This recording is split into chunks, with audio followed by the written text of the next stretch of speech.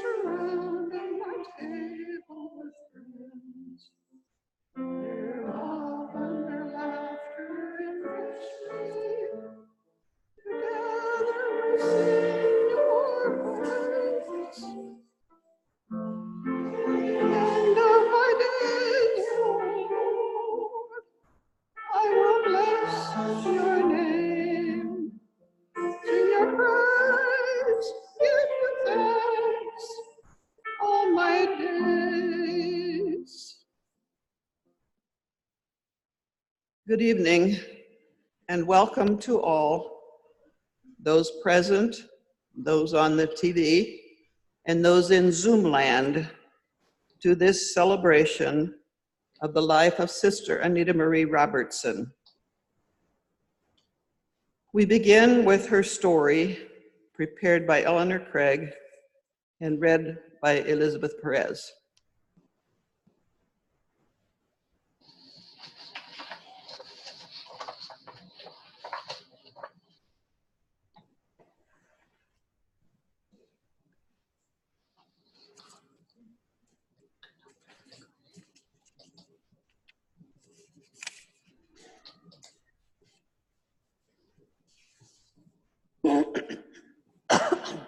Excuse me. Sister Anita Marie Robertson was born on September 1st, 1931, and was baptized Mary Ellen Robertson, the third child of Charles Joseph Robertson of Denver and Emily Rose Berthoud Robertson of Chicago. The family was close-knit, even in adulthood. Anita Marie lived with and cared for her mother and spent periods of time with her siblings, Rosemary, Robert, and especially James. She wrote the following autobiography. I was born in a good, happy Catholic family in Denver, Colorado. I went to public schools and had religious training once a week and 2 weeks in the summer. It was during my freshman year at Colorado State College of Education in Greeley, Colorado, that I chose my vocation. As my father was sick with cancer at the time, there was much opposition. But I was assured by the superiors at Loretto that I could go home, which I did, if my father took a turn for the worse. He died September 24th, 1951, during my canonical year. I taught primary grades in Missouri, Kentucky, and New Mexico. As I had always had a desire to write, I was relieved of teaching in 1967 after 14 years and sent to Lafayette to drive for the retired sisters. This ended after 4 years when I went to Denver to care for my mother for 3 years. After my dear mother's death, I alternated my time between California with my sister and Denver with my brother. As I was in a state of physical and emotional exhaustion, I needed a year to get back to normal. Returning to Denver in 1975, I went to work in the law library of Holland and Hart. It was very satisfying and interesting work, for which I felt competent, but I still had a great desire to write. I have had 3 poems published in national magazines and received honorable mention in a contest by the Colorado Writers Association. I lived alone in Denver for 10 years. I sometimes spent the weekend at the center, but most of the time I felt I had enough contact with others at work, so I preferred living alone. I spent most weekends with my brother, who also lived alone. For 3 years, my brother was unemployed. It taught me some valuable lessons in poverty and its effects. In 1980, I was injured on a bus. I had surgery on my back and have had some pain ever since. Since I felt it was the fault of the bus company, in that there was nothing to prevent me from falling in the bus, I decided to sue them. Over 2 years, I worked with my attorneys and finally settled out of court. I have had some satisfaction to see that the newest buses incorporated all the features mentioned in my lawsuit. These years have brought me to a new maturity and a deepened spirituality. There has been pain, both physical and emotional, but I feel it has seasoned me. An article in the December 2007 issue of Interchange continues,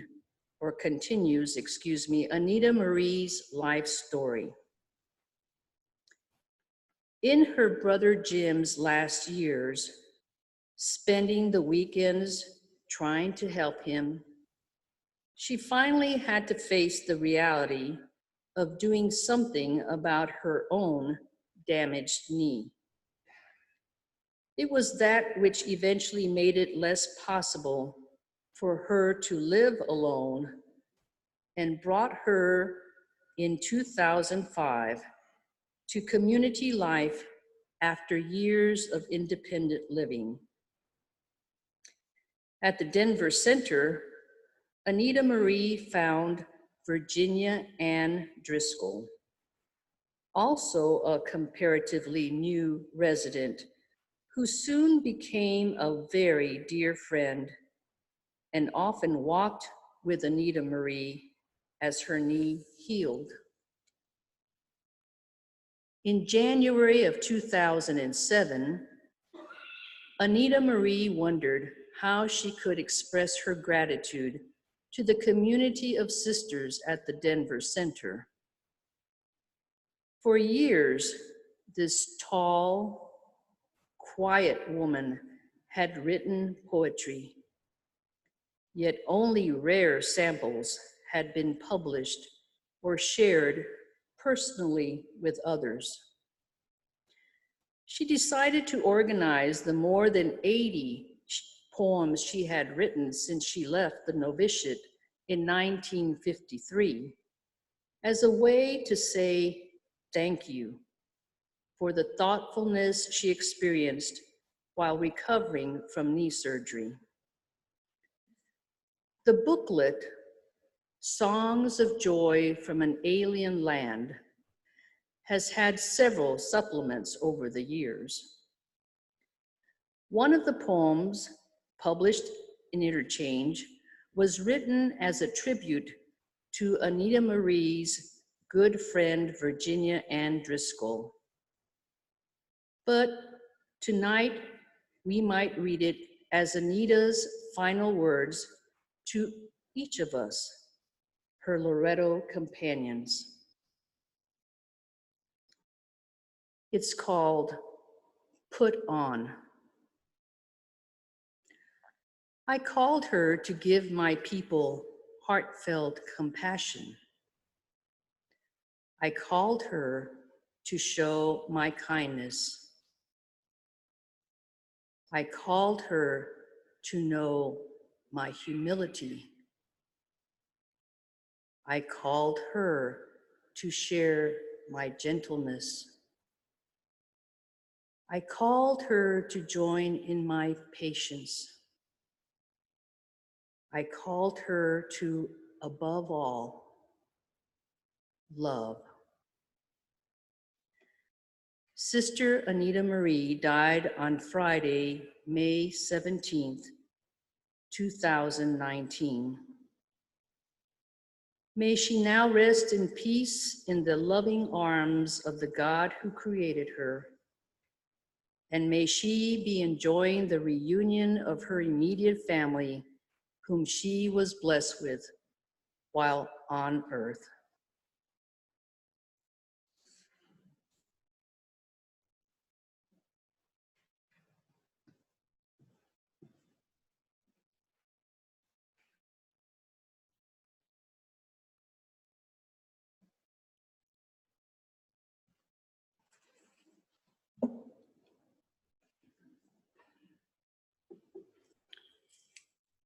Our response to this will be a poem written by Anita Marie, which we will read antiphonally.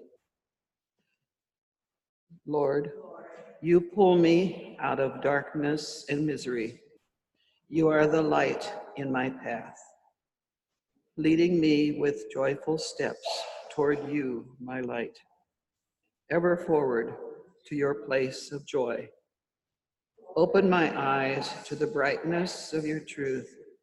Enlighten my mind that I may once again see you in your glory, my eternal light.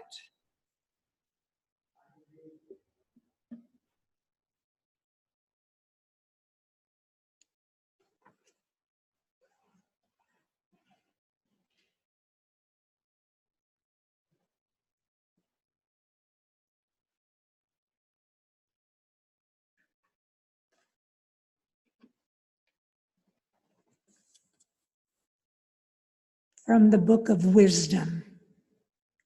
The souls of the just are in the hand of God, and no torment shall touch them. They seemed in the view of the foolish to be dead, and their passing away was thought an affliction, and their going forth from us utter destruction, but they are in peace. For if before humans indeed they be punished, yet is their hope full of immortality. Chastised a little, they shall be greatly blessed. In the time of their visitation, they shall shine and shall dart about as sparks through stubble.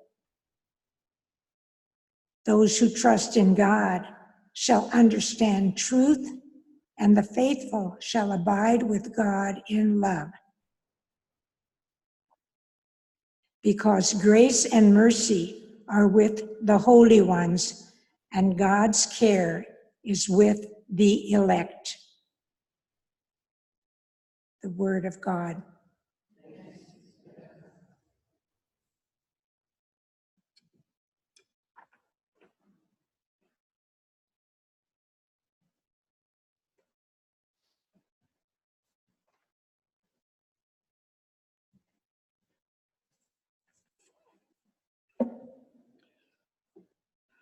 Our response is from My Way, written by Anita Marie, starting on the narthex side.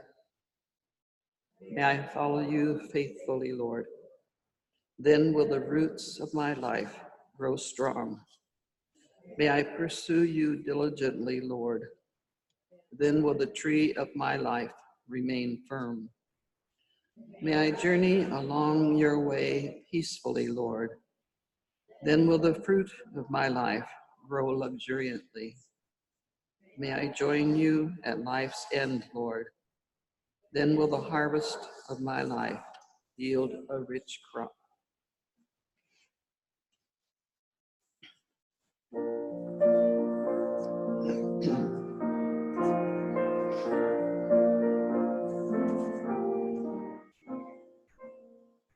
I will come to you in the silence.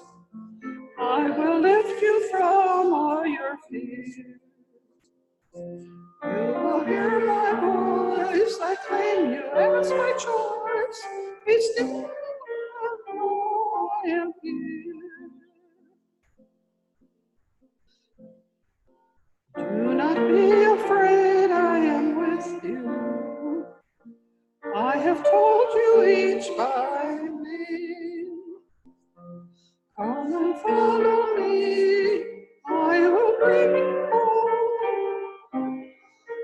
I love you when you are. I am hope for all who are hopeless. I am eyes for all who long to see. The shadow of the night, I will be your light. Come and rest in me.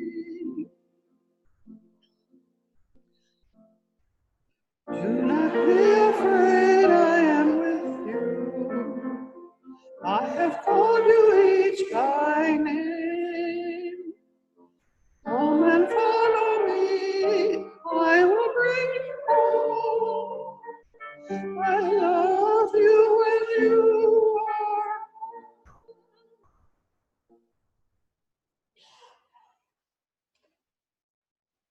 We affirm that the greatest asset of the community is the life of every member. Therefore, we lift up in prayer our sister Anita Marie, to whom you showed mercy and compassion, fullness of joy in your presence, and now happiness in your embrace forever. Welcome her into your presence in the midst of the company of her family and her Loretto companions who have preceded her in death. We ask this in the name of your Son, Jesus. Amen. If you will give us a couple of minutes to reposition the microphone, we will be happy to hear your stories.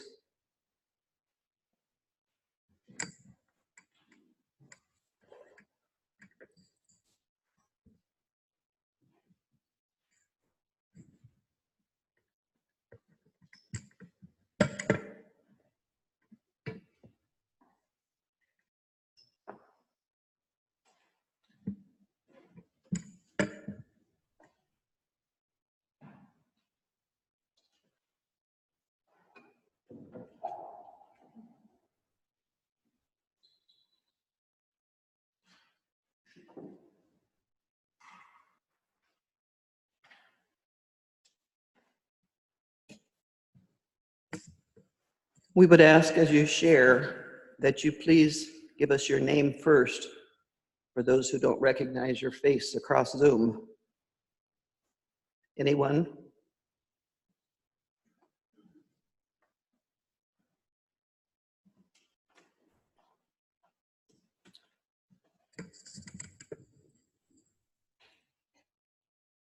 In early October of 1950, I got ready to come to the novitiate. And right before, oh, pardon me, my name is Mary Peter Bruce. Right before we were planning the trip, my father wanted to come to the mother house to see where I was going. So, and besides that, he worked in a school supply company, and several of the factories were on the way to Kentucky. So he planned the trip to be part fun and part work.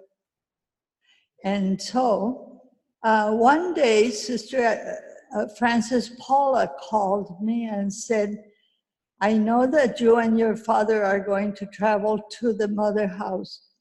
So there's a young woman here who wants to go to Loretto also. How about it if she goes with you? And that young woman was Anita Marie. So the first 3 weeks of her contact with Loretto were with me and my father. And we traveled. And what was interesting was that Sister Frances Paula also arranged for all the 3 nights that we were going to be going through Loretto houses that we stayed. So we spent 1 night in Kansas City, 1 night in Webster University College, and 1 night in E-Town, Kentucky. And so now it was, like I say, it was partly a trip. And so Anita Marie had the back seat and I sat in the front with my father. And one day she told me, you know, a lot of times I didn't know what you all were saying because you two spoke in Spanish all the time. And I didn't realize that maybe I had not been as gracious as I could have been. But we were very happy to have her. After the novitiate, I lost track of Anita Marie because our lives did not touch, and I spent 18 years in Bolivia. Thank you. Thank you, Anita.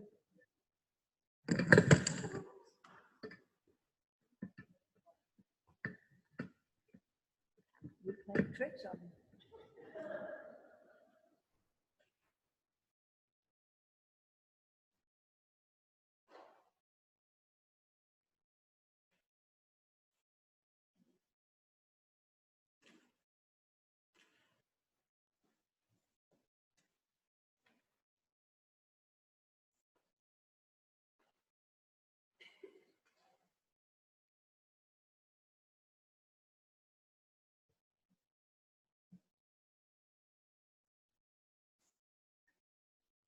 Sure.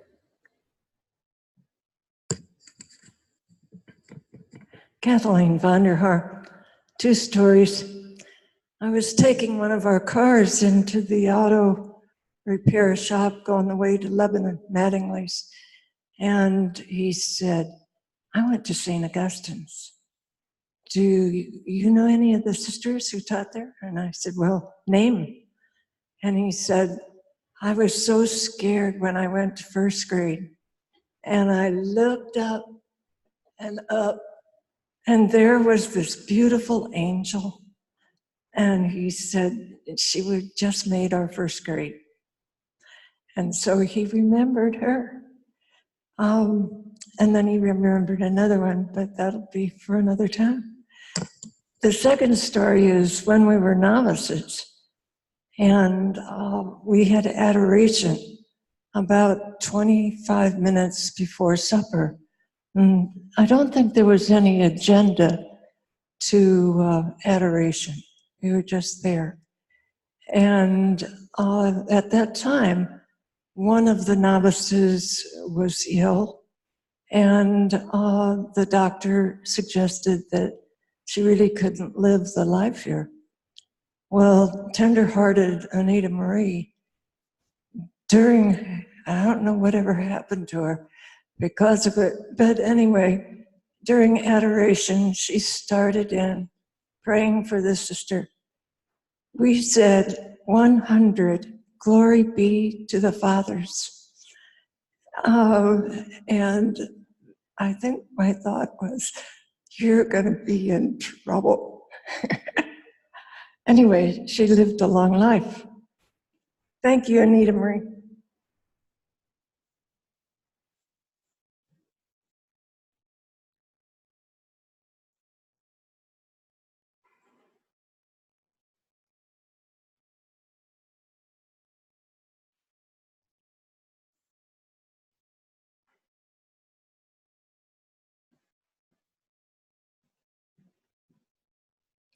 Alicia Ramirez.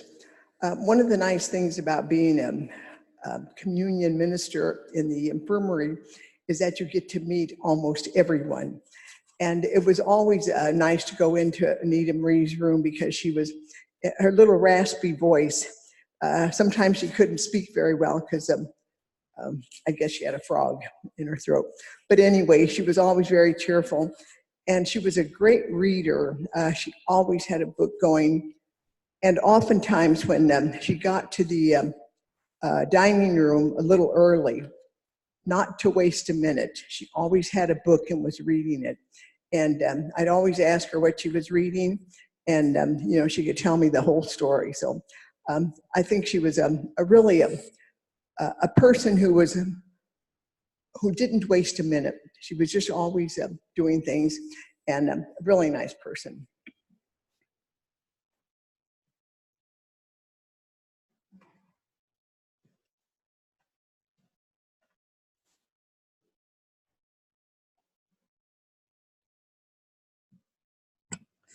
Marlene Sparrow. But when I first met Sister Anita Marie, because she tells things as they are, I thought she was a little gruff. And then I began to see the soft, warm side of her as I got to know some of her poetry and saw some of the very thoughtful things that she used to do. So I think it was a good lesson not to make quick judgments based on first impressions, because they certainly did change, and she was really a very sensitive soul.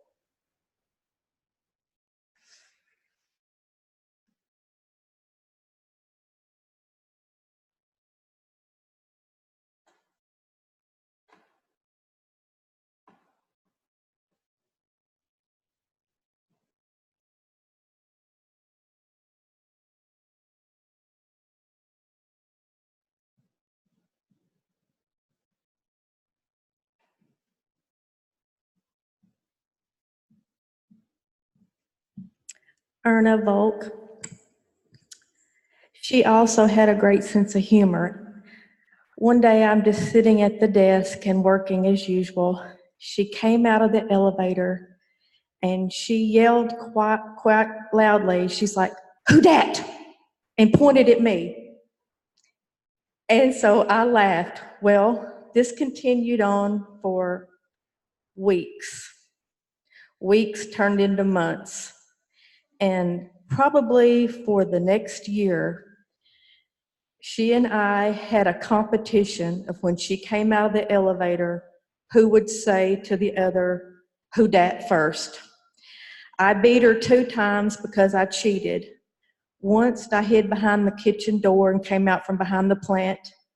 And the other, I like to knock my brains out when I climbed under the desk. So from then on, I just let her win. And finally, one day she said, "I think we should stop doing this now." So we just waved at each other. Sister Anita Marie and Mo Edelin, which is our security guard, were very fond of each other. And at some point in time, she expressed to him that she wanted a yellow sweater. So we began this search for the perfect yellow sweater. I was looking on Amazon, Macy's, anywhere I could look, and he was too. Well, he texted me one day, I found it. So he was anxiously waiting for this gift to come in so he could give it to her. Well, he took it up to her room, and when she opened it up, she's like, "Oh, a yellow sweater." And she held it up. And on the top of the sweater was some sort of a golf logo. She said, "What's that?"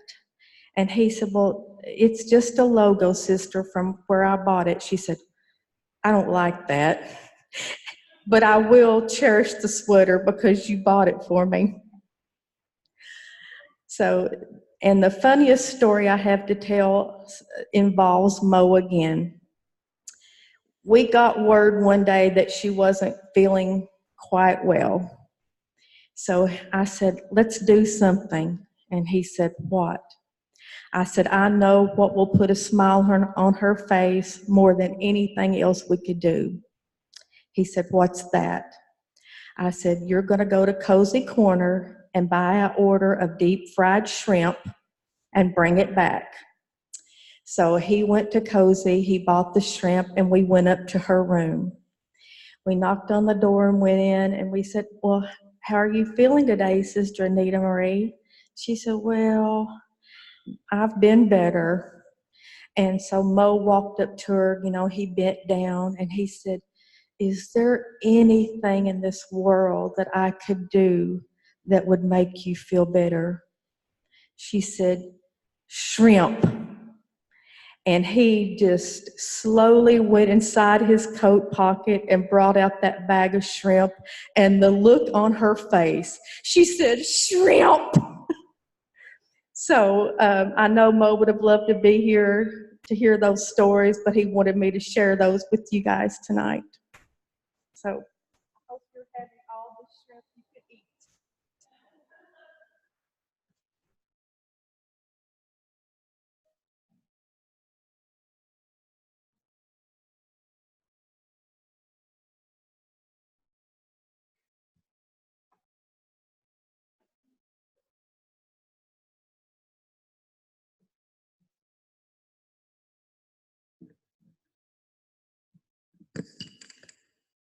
Agnes Ann.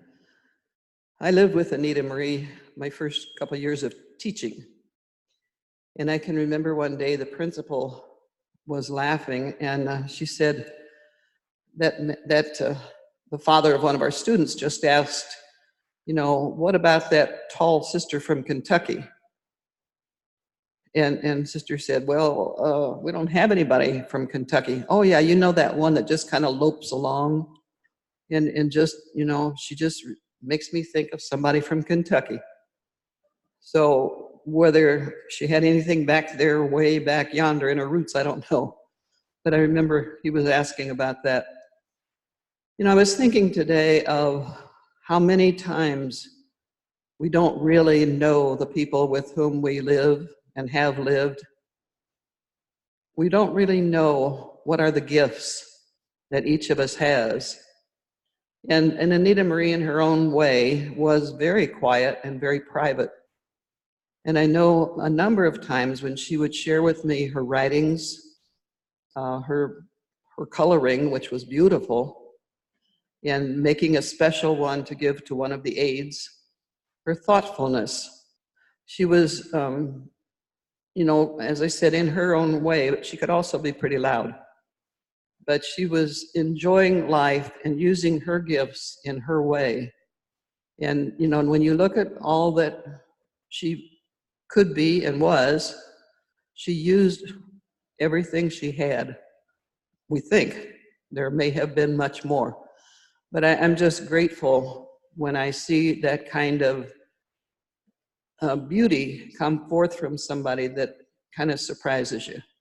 And I know there was a point when she was paraphrasing the Psalms, and I don't know where that ever landed, where it went. But she was working through the Psalms and paraphrasing them. So I'm hoping that they aren't lost. But I appreciate more and more the Anita Marie that I knew and could tease with.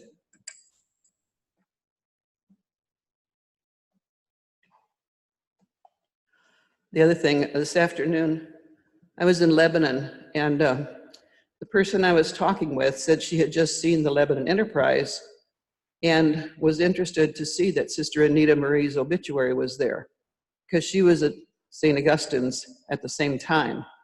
But she was in the older grades, so she didn't really remember her. But then she started spieling off all the other sisters that she knew at St. A's. So it's those obituaries do get people's attention, and I'm grateful for that.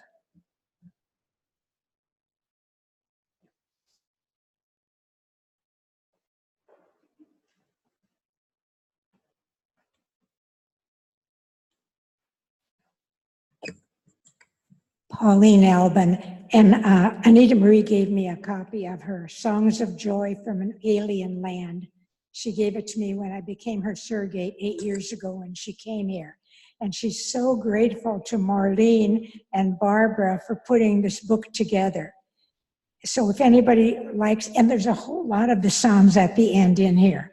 So I I can leave it someplace available for people to leave. I've got my name on it. I know there are several around. People from Denver said a lot of them have copies, but it's overwhelming. I know when somebody looked at it and said, wow, she could really write poetry. I said, yes, she could. And on the back of her prayer card is one of her little prayers or poems. I don't know where the prayer card's in. Okay.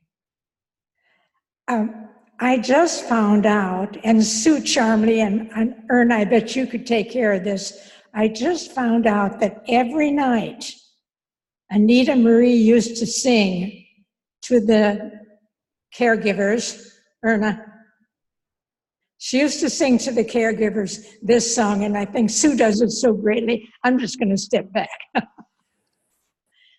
don't know if Erna knows, but she'll know when she gets started. I think a lot of it used to sing it when we were in high school.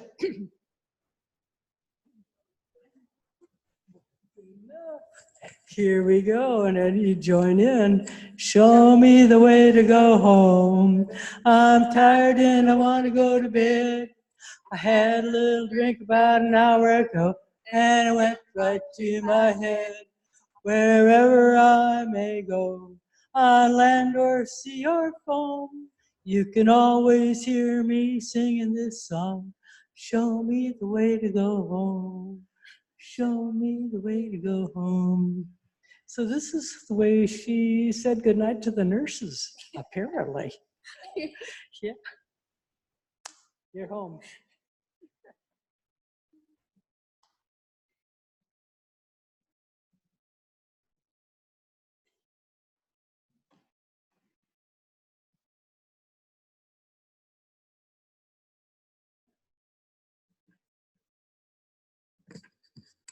That appears to be all from the Mother House.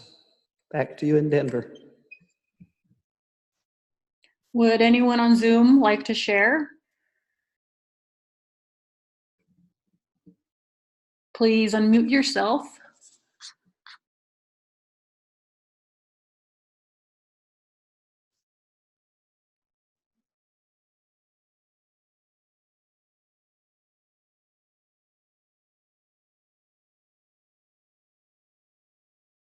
Okay, Mother House, back to you.